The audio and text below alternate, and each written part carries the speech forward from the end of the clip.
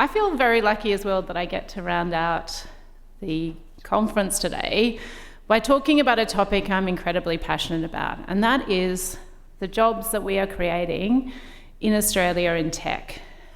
We launched the Tech Council of Australia, the peak body for our sector, about a year ago, and when we did, we set a goal, and that goal was to have 1.2 million people in tech jobs in Australia by 2030. A goal that our now Prime Minister endorsed just at the start of the election campaign. Reminded me on Tuesday night that I've promised it and I have to deliver. But the reason we put out that goal was because we think that these jobs are so important to our economy. They're the jobs that are helping Australia improve productivity across our economy. They are jobs that are helping us build new companies, new products, that are helping us tackle some of our great challenges of our time, like climate change. But more than that, they're good jobs, and so I think that we have a moral imperative as an industry to tell Australians about these jobs and to help as many Australians as possible to get into them, because these jobs are amongst the best paid in our economy. They are the most secure. We looked at Hilda data, it's a longitudinal data set, and we saw that if you took a tech job after 8 years, you're more likely to still be working than in other high-paid jobs, than in any job across the economy. They're some of the most flexible jobs, which actually has really important implications for the inclusivity of employment. So they're exactly the types of jobs that we want to be creating in Australia today. But not enough people, I think, know about these jobs. Not enough people know how to get into them. So in addition to setting that goal of having 1.2 million people in tech jobs, we also wanted to make sure that we had a concrete plan for how to do it. And so the Tech Council brought all our members together, as well as a lot of campaign partners, other industry associations and non-profits, and then we partnered with some major employers across the economy, including the Commonwealth Bank, including the Australian Public Service Commission, Wesfarmers, Woolies, NBN, BHP, and we partnered with 7 unis, and we put together a report that we released on Tuesday, which is a plan to get 1.2 million people into tech jobs by 2030. And so what I'm going to present to you today is this plan, and we started working on this before we knew that there would be a job summit in early September, but the timing has proved to be fortuitous. So we'd also encourage anyone who's interested in this issue to come and see us and talk to us ahead of that job summit and the roundtable that Minister Husic announced on Tuesday as well, which is for the industry to align on its views so we can put our best foot forward for that job summit. I'll go to the next slide. I wanted to start with possibly the least interesting slide in my pack, which hindsight might not have been the best opening, but I wanted to start by talking about what is a tech job, because it probably seems really self-evident to everyone in this room, but I don't think it's well understood in our community. And when I talk about a tech job, I'm talking about any job in the direct tech sector, which is software companies, telco companies, and so that's everything from sales, legal, to technical roles. But I'm also talking about all the tech-intensive jobs that sit across our broader economy in banking, in mining, in retail, in government. And if you sum up all of those jobs, that's 860,000 jobs, or 860,000 people working in those jobs in Australia today. And I think it's really important that we have that broad definition of what a tech job is, because more of tech jobs sit outside software companies than in them. So Brendan Hopper, for example, employs 7,000 software engineers, or he would if he could find 7,000 software engineers. So he's the biggest employer, so far as I can tell, of software engineers in the country, but he's sitting there in the Commonwealth Bank. I spoke to Officeworks, and they told me they have 400 data scientists and software engineers. I think I am personally funding some of those positions with all my online stationery ordering in the pandemic. But so this is very much a broad-based change that's occurring across our economy. Next slide. And if we sum up the impact of that change, we see that the value of GDP activity, of tech sector activity across our economy is about $167 billion. That's equivalent to the third biggest industry in our country. Kathy spoke earlier about wanting to move to have a greater complexity of exports, of higher value exports, and mining is the top industry, but that tech sector activity is third. And we forecast, and I'm glad Jens Gernemann has left, we forecast that the value of that activity is already higher than manufacturing in Australia today, and it's going to surpass primary industries by 2030. But the other side of that story is that the jobs that we are creating in that activity is equivalent to the 7th biggest employing sector already in Australia, those 860,000 people. So much so, more Australians today are working as software engineers than hairdressers or plumbers or solicitors. So this changed. I sometimes hear people saying you're talking about future-focused jobs, and I'd like to say these are jobs that are right here, right now in our economy that a lot of Australians are benefiting from, but more and more will be working in, I believe, in the future. Next slide, please. And again, to put that in context, the growth rate of tech jobs since 2005 has been 66%. The average rate of jobs growth in our economy is 35%, so it's nearly double the jobs rate. And I have some people, asking me, why do you face such skill shortages? And I think it's this chart, right? Because if you're growing jobs at double the rate of the economy for that long, and if you're not necessarily finding that your training system is keeping pace or that the community's awareness of those jobs is keeping pace, of course you can get into a skill shortage. And I think with the pandemic and the acceleration of digital activity that caused, that has only compounded that skill shortage further.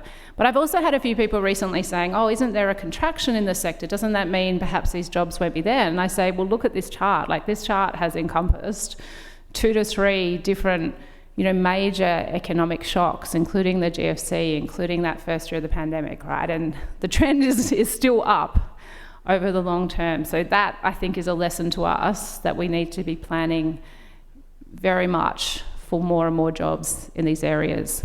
Next slide, please. And, just to put that in focus, we know that every industry is out there at the moment talking about the skill shortages and the labour shortages they face, and that's no surprise. We have a very low unemployment rate right now, but the vacancy rate in tech has still been far higher than most other jobs in the economy, most other sectors. In fact, we did some research in the pandemic where we looked at Indeed data because it lets us look at the real names of jobs that employers are using, so it's a bit better real-time indicator than the ABS data, which sometimes still has some more old-fashioned job categories. The jobs that were experiencing the highest vacancy rate in the economy were staying open for double the time of the average job in the economy were cybersecurity and robotics. So, and I think particularly in the case of cybersecurity, we know that has connotations beyond just an economic need to fill it. So I think fixing this is a really important economic issue and a security issue. Next slide, please. I've heard a lot of people say as well, to what extent are we training Australians for these jobs? And I think there's a perception sometimes that the big problem is people not going into the right feeder degrees, and that is definitely still a challenge, something we need to encourage, but it's not quite the full story. So what we've seen from 2018 in Australia is a huge uptick in the number of people completing ICT tertiary degrees, about 67% overall, and in the case of postgraduate degrees, I think it's something like 180%. It's a huge uptick. The thing that I find really concerning, though, is that we have not seen any change in vocational education completions. And not only that, but you can see there's NCEVA, which is a body that collects data on vocational education trends, and they take a survey of student outcomes. Only 40% of the people that studied those ICT vet qualifications got a better job at the end of it. At a time when we have massive skill shortages, when we've seen 15 to 20% pay rises, I think that's unacceptable. So for us, and I think when we don't have a vet system that is leading into those jobs, we're not actually opening up those jobs to the full range of Australians, and we're not going to do everything we can to address skill shortages. So I think that really making sure across the board in our training sector, we're creating modern, high-quality training products, that we are reaching all Australians with them and helping them into the jobs. It's a really important challenge for us as a country. Next slide. We also believe that whilst our tech sector has seen huge growth, particularly in the last decade in Australia, to the point where 2.2% of all the world's unicorn companies are now coming from Australia, even though our share of global GDP is just 1.6%. We still don't have a digital economy that's as big as other countries. And the one that strikes me the most is Canada. So our direct tech sector is about 3.8% of our economy. In Canada, it's 6.8%. And they're a very similar economy, similar size, similar makeup. They have, big mining and agriculture components. So we really believe that, we should be striving to have our economy look more like Canada's. And if we do that, that's what will trigger us to reach a couple of important goals. Next slide, please. So when we launched the Tech Council last year, we set these 3 goals, and one was to have 1.2 million Australians in tech jobs by 2030. Another was to increase the value of tech activity to the economy to 250 billion by 2030. And then the final one was to make Australia one of the best places to start and found a global company. And we actually, and this sounds like the least inspiring statement when I explain this, but the way we set those goals was we benchmarked Australia against Canada, and we said if we could grow our direct digital economy to be the same size as theirs, and this is where we would be in 2030. So I think they're very important goals. I think they're pretty realistic goals, but they're also ones that have a big payoff if we're able to achieve them. Next slide, please. So what does it take to get 1.2 million people into tech jobs? It basically takes another 650,000 people to come into these jobs between now and 2030. And part of the reason for that number, and I think this number confuses people a lot, but partly we are creating more jobs, but we're also going to lose people because people will retire, they'll change jobs. So when we look at the net change, it's another 650,000. And we think about 175,000 of those people are going to come from people entering into those jobs for the first time, from uni, from vet. We think about 320,000 of them, though, will come from reskilling and upskilling. It's actually the primary way people get into a tech job today is not as their first job, but as a reskilling and upskilling opportunity. And then we also believe skill migration will be a component of that as well. Next slide.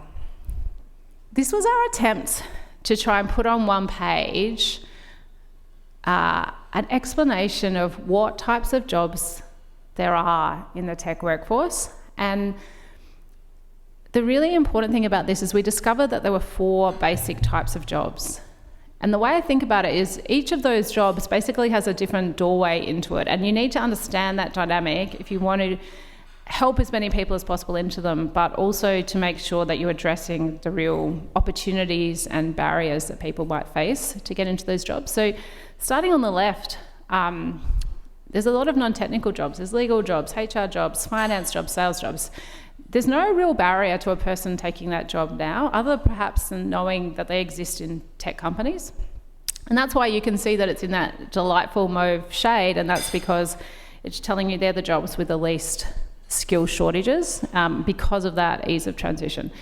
Then we have what we call the creative and commercial jobs. So these are things like designers and product managers. They have a really hybrid skill set, a little bit of technical skills, but often also soft skills, commercial skills. This is a really growing part of the sector, and I think, again, in the community, it's not fully understood that lots of the jobs fall into this bucket. I think about this as having a door that is a little bit like a cool bar in Melbourne with no number on it. It's like you have to know a person who knows a special knock, which makes it really exciting and special when you get into them, but it's not very visible to people who aren't in that community. So I think we need to do a better job of creating clearer pathways into them, making them more visible. The third category is what we call digital trades. So this is things like business analysts, junior developers, ICT support people. And these are jobs that they're technical, but they don't require a university degree to get into. And this is why, I told you before that we don't think the vet system is really delivering its full potential. I think getting it to work better for these jobs is hugely important, both to address skill shortages, but also to make sure the jobs are accessible to more Australians. And then that final big block of dark purple to the right, that's our more skilled, highly sort of skilled technical professional jobs like software engineering, like machine learning roles. And they're ones that are experiencing the greatest skill shortages right across the board.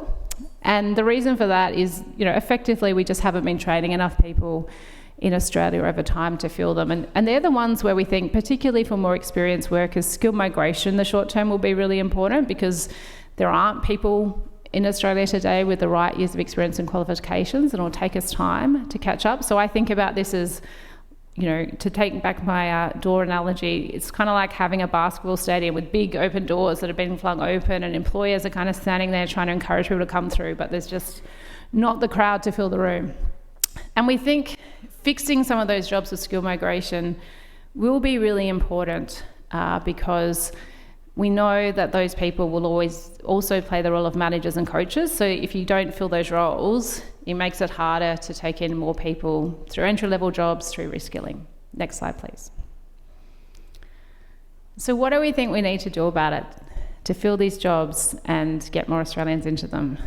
We've identified 5 areas for action in the next 12 months. We also have a more detailed plan that's been published in the report that we put out a couple of days ago, but in the next 12 months, these are the 5 things we need to do. The first is to increase awareness with the community about these jobs and how to get into them. And I think that's predominantly actually on the industry. And so we're suggesting a national awareness campaign and also a national virtual work experience model, so that we can try and make the ability to experience these jobs open to as many people as possible, recognising that they're not always sitting in people's communities. The second idea we have is to try and modernise our training products and pathways, and that includes defining skill standards and having clear training products that meet them. But we also are calling for a new modern digital apprenticeship. We think that could go a long way, particularly to filling the gaps for those digital trade roles, and I think could be quite an exciting national initiative. So I'm hoping that'll certainly be something we're putting on the table ahead of the Job Summit. The third area we think is diversity. Only 1 in 4 people working in tech jobs today are female, just as a starting point. And when these jobs are some of the best paid in the economy, they only have half the gender pay gap of other high-paying roles. Getting more women into them is important, not just to give them good economic opportunities, but I think also to do things like addressing our gender pay gap in Australia. The fourth area we've identified is skill migration reform. As I said, there's some real delays and roadblocks, particularly for people coming in through skilled migration pathways. We think that's kind of a no-brainer to fix, just to relieve some of the current pressure, but also to provide, as I said, that skilled, experienced talent that can coach new generations of Australian workers. And finally, we do support the Minister's call for everyone in the industry to sit around a table, come up with a single plan, and then work collaboratively to achieve it. And I'm a big believer in doing the numbers and doing the analysis behind that and checking whether you're succeeding and learning from that and iterating your plan as you go along. So we think having a model in place to enable that, so if we do achieve some important commitments through the Job Summit process, we also make sure that we deliver on them. So that's the Tech Council's vision. As I said, I think if we can achieve this as an industry, it will help us grow great companies here, help us make great products here, but it will do a lot more than that. It will set up our economy to be on a path of growth, but to be not just a prosperous economy, but also a fair one. So thank you for your time today. And as I said, if anyone wants to come and work with us ahead of the Job Summit on these ideas, we'd be really grateful for your participation. Thank you.